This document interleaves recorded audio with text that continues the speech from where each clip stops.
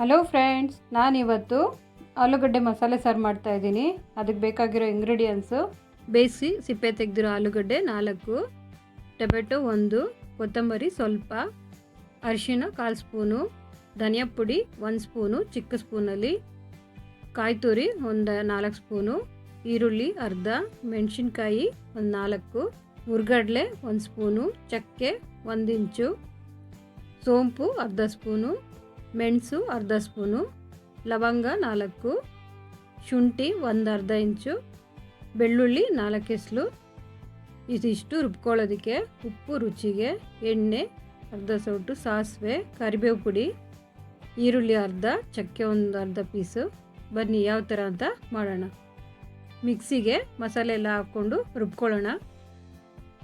ಮುಕ್ಕಾಲು ರುಬ್ಬಾದ್ಮೇಲೆ ಟೊಮೆಟೊನು ಕೊತ್ತಂಬರಿ ಸೇರಿಸ್ಕೊಳ್ಳೋಣ.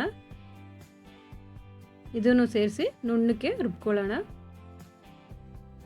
ಎಣ್ಣೆ ಹಾಕ್ಕೊಂಡು ಸಾಸಿವೆ, ಈರುಳ್ಳಿ, ಚಕ್ಕೆ, ಕರಿಬೇವು ಪುಡಿ ಎಲ್ಲ ಹಾಕಿ ಒಗ್ಗರಣೆ ಮಾಡಿಕೊಂಡು ಮಸಾಲೆ ಹಾಕ್ಕೊಳ್ಳೋಣ. ಮಸಾಲೆನ 1-2 ನಿಮಿಷ ಚೆನ್ನಾಗಿ ಎಣ್ಣೆಯಲ್ಲಿ ಫ್ರೈ ಮಾಡ್ಕೋಬೇಕು. ಮಾಡಿಕೊಂಡು ಅರ್ಧ ಲೀಟರ್ ಅಷ್ಟು ನೀರು ಹಾಕ್ಕೊಂಡು ಚೆನ್ನಾಗಿ ಸಾರನ್ನ 5 ನಿಮಿಷ ಕುದಿಸ್ಕೋಬೇಕು. ನೀವು ಒಗ್ಗರಣೆಗೆ ಹಸಿ ಕರಿಬೇವು ಬೇಕಾದ್ರೂ ಹಾಕ್ಕೋಬೋದು. ಈ ಸಾರು ನನಗೆ ನಮ್ಮ ಅತ್ತೆ ಹೇಳ್ಕೊಟ್ಟಿದ್ದು, ತುಂಬ ಟೇಸ್ಟಿಯಾಗಿರುತ್ತೆ. ಉಪ್ಪು ಸೇರಿಸ್ಕೊಳ್ಳೋಣ.